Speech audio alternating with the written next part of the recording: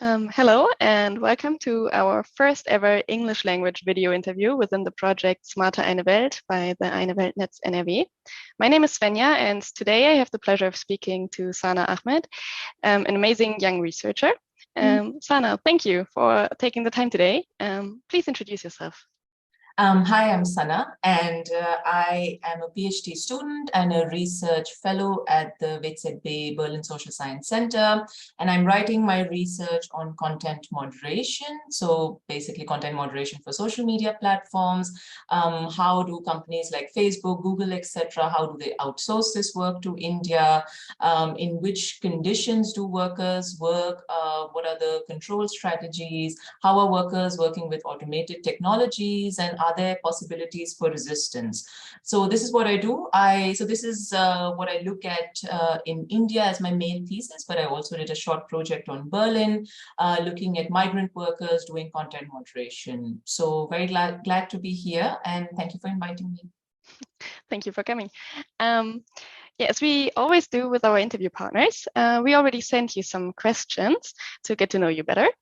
So please, and without looking, pick one of them and answer.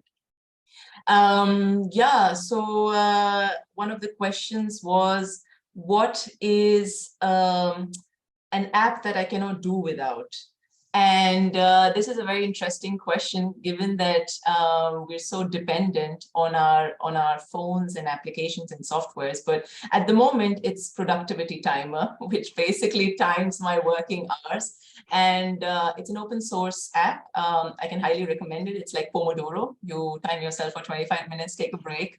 You're not spending all your time on Twitter and seeing when Twitter is finally ending. So I can totally recommend it. Great, I'll have a look into that. Then when we were already talking about Twitter, so when was the last time that you uploaded something on social media, and what was it? Last night, actually, I did last night. I've been using a lot of Twitter, and I found this beautiful lullaby by an Iranian singer, and it was just beautiful. He's singing to his child, and I think it's also nice to find music as not just a sort of like a revolutionary and protest form of expression, but also as a form of, I don't know, telling yourself that this is the world we live in and somehow we have to manage. So yeah, I uploaded that and I think people liked it. Yeah. Sounds nice. We all, like at least me and probably also you, spend hours every day on social media, or try to do less, but to be honest, I spend way too much time on Instagram and Twitter.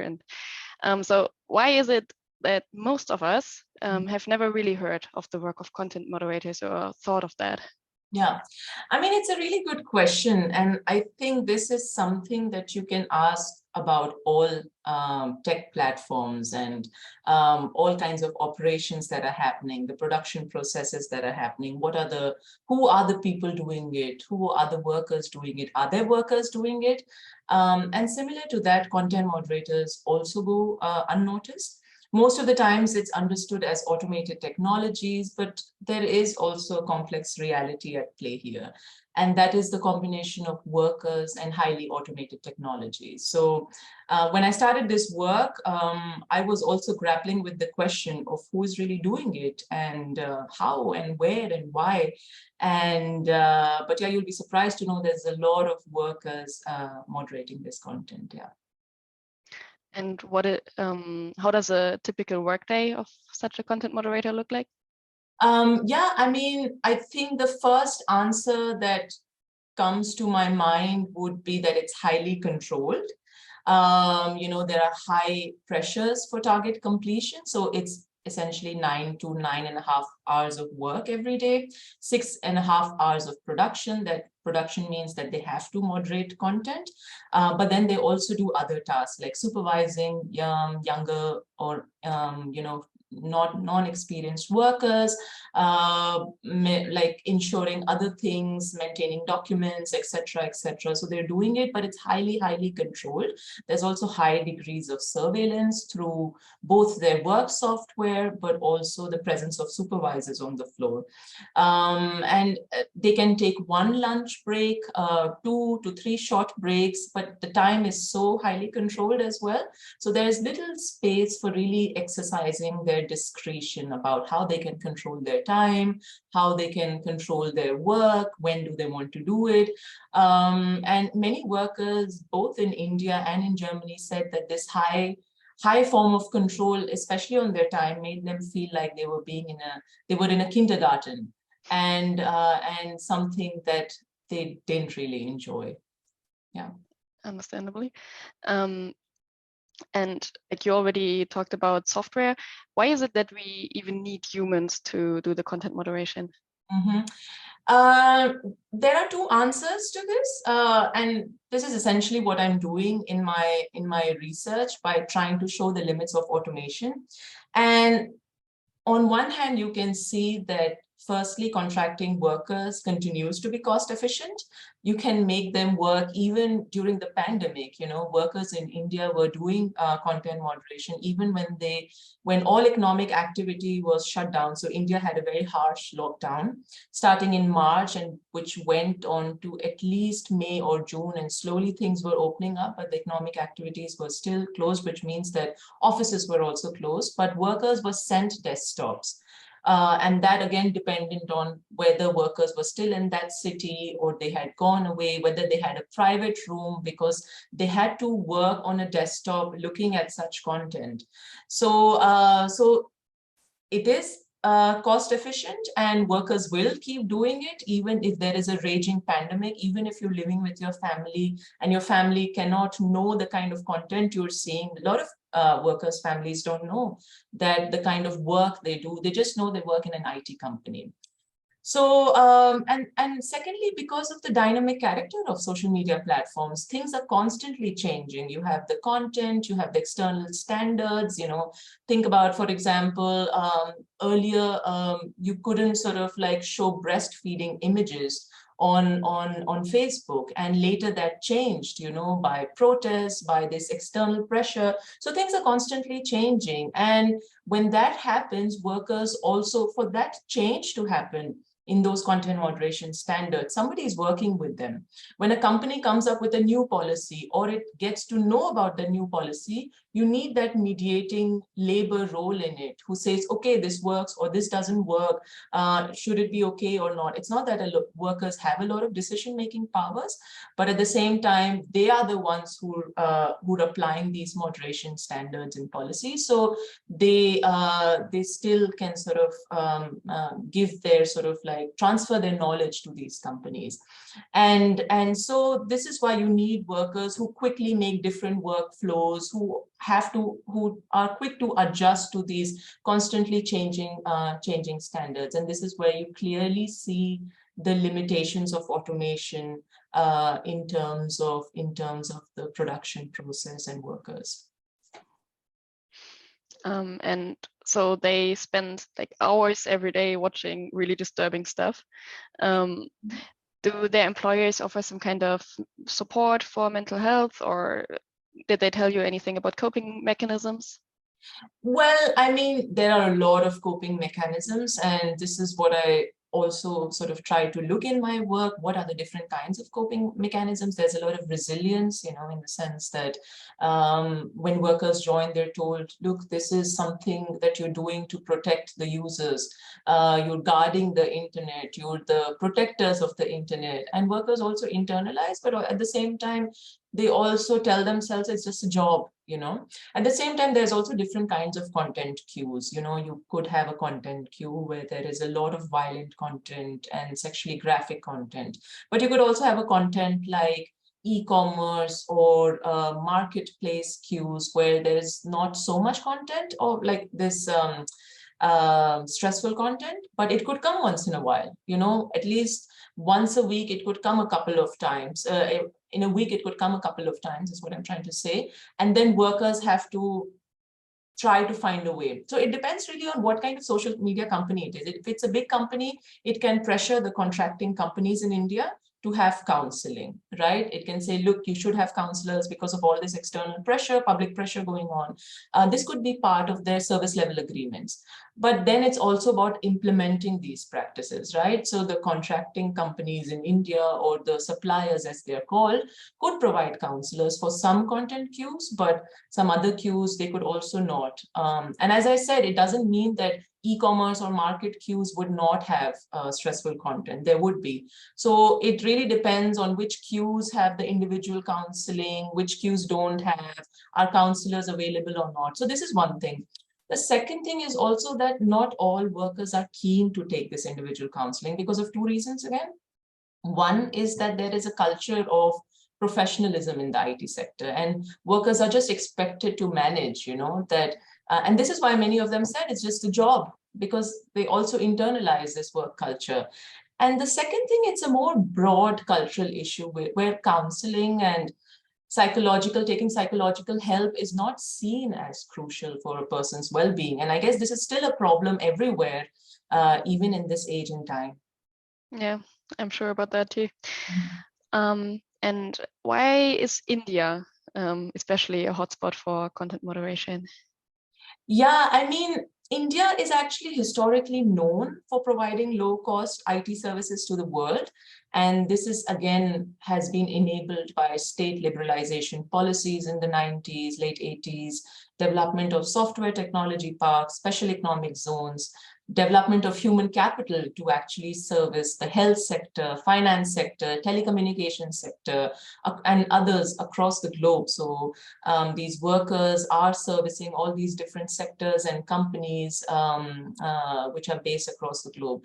And by services, I mean customer services, call center work, but also other back-end services like software testing, etc., content management, data management. I came across a company where there was traffic data management, and where the recordings of traffic data in the UK, so the camera, the public camera, traffic camera, is making those photos, and it's being sent to a small company in India where workers are just tagging it and just tabulating it, putting it in a Microsoft Excel document, that this is a car, this is not, this is that, this is, and so these kind of services are also happening. There are different degrees of services, but essentially they're all mostly low-paid services for different sectors across the globe. And content moderation is one of the services. Philippines is another important location providing similar services.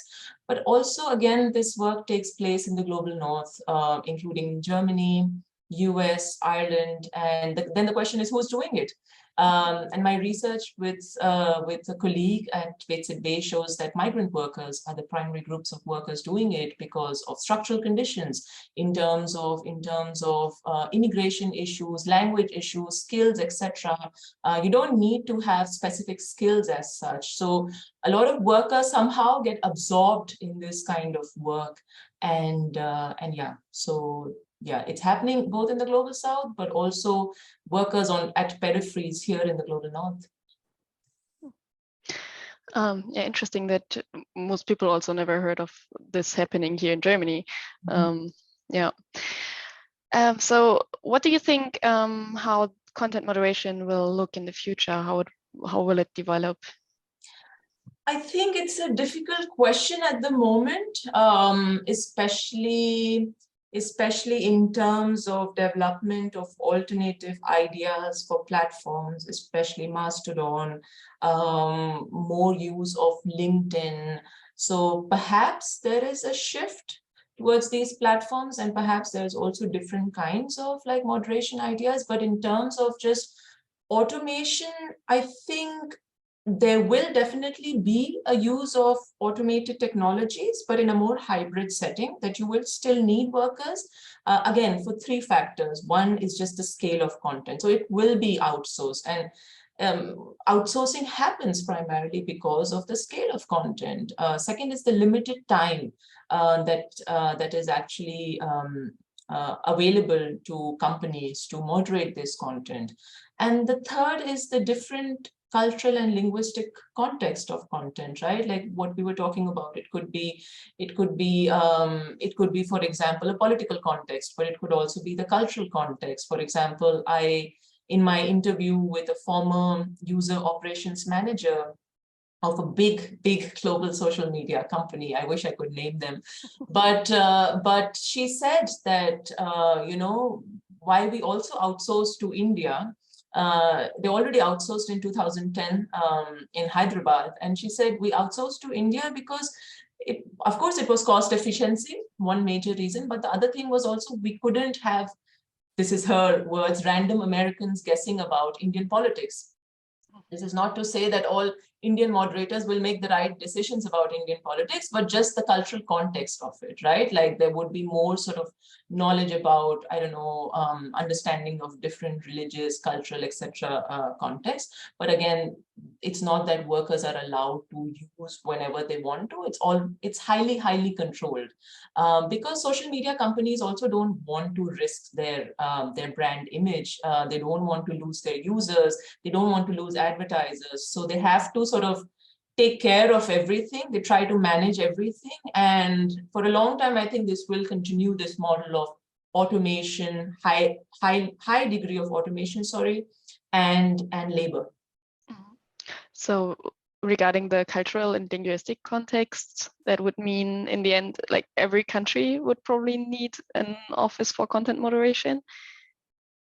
I mean, again, it depends if every country would need, if it's also cost efficient, if it's legally sort of like viable for these social media companies. In Berlin itself, in Germany itself, you have like different language floors where workers are working. You have a floor with Persian speaking and Arabic speaking workers. You have Scandinavian languages. You have German and English. Same thing in India. You have like, not just for the Indian consumers, Indian users whose content is being moderated, but they're also moderating content for different parts of the world, So I think in the end, it is about cost efficiency, but I think the scenario is a little bit also more complicated in terms of culture and stuff. So I don't think every country would need or there would be a content moderation office. But it's the principle of capitalism and outsourcing. Where do companies go? Where do they find workers to do their work? Yeah. Okay. And do governments already put legislation or somehow impact the working conditions and the guidelines? Mm-hmm. Well, mostly from a consumer point of view. So if you look at the Network Enforcement Act or the Netz in Germany, you can clearly see that they prioritize the interests of the consumer, aiming to protect them from harmful content such as hate speech. Of course, there are also limitations here because the law clearly says that if a social media company has been notified about a flagged content, then they have to moderate it, right, within a given period of time, or otherwise they face a colossal fine. What this does is that it puts a major share of responsibility on the users and giving some form of immunity to the platform that when you know, so must you act, right? But in all of this, there is no mention of labor. Who are the workers? Where are they working? Why are they doing this? And until when? And it's the similar absence of labor which can be found also in the discussion on bias in AI. Yes, these technologies have been found to be racially discriminating users, but where are the workers in the discussion? Can we not find similar patterns of protecting the users or consumers in the global north and shedding our responsibilities to these outsourced workers in the global value chains? In many ways, it's again a classic discourse on the global south and workers on the peripheries, servicing and laboring for the global north. Mm-hmm. Yeah, it also really reminds me of the whole discussion on fair trade and trade chains. Yeah, so are there already social media companies that do better, that have a fair trade content moderation somehow? I mean, there are, of course, community-based moderation practices, right? But I'm also looking forward to see And again, as I said, I'm looking forward to see how moderation practices develop on the decentralized platform Mastodon, although some talks have come about, discussions about criticisms about racial discrimination, etc. But in terms of these big platforms, in terms of the mainstream platforms, I don't know of any, if you can say, ethical content moderation practices. I don't really know about it. Okay. And is there anything we as normal users can do? Yeah, I mean, talk about workers, connect user rights with labor rights, find bridges and intersections. And I think most importantly, imagine alternative social media platforms and public discourse than the current monopolist, profit-driven ones, I would say. Okay, thank you. So, and another thing that users and we all can do is to connect to each other and get information, and you can do that with following the Eine Welt Netz. We have social media. We are on all social media platforms as well, and sharing a lot of content on topics like this. So we will put the links in the description boxes, and you should all follow us. And I have to say thank you, Sana, for your important work and for telling us more about it. And also thank you to everyone who watched this video till the very end. Thank you so much. Thank you for having me.